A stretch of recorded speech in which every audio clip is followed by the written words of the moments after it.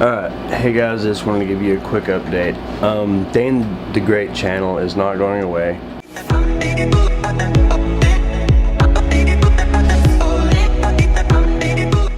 I'm taking sabbatical from the channel for a little bit. I'm currently working on a client project. There's not much more I can say other than that.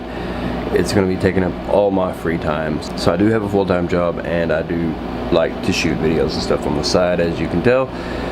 But I have to get this client project done. It is consuming every bit of me. I've got to do the entire thing: the shooting, the production, the narrative, the sound bites, the music. I've got to do the complete production of this thing, and I need to get it done as quickly as possible. So the channel's not going away. Bear with me. Just giving y'all an update. 60-second Sundays will be back. But first I have to finish this client project. It's my first one. Very important.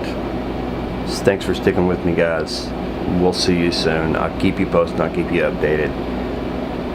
We'll see you in the next video. Dane the Great.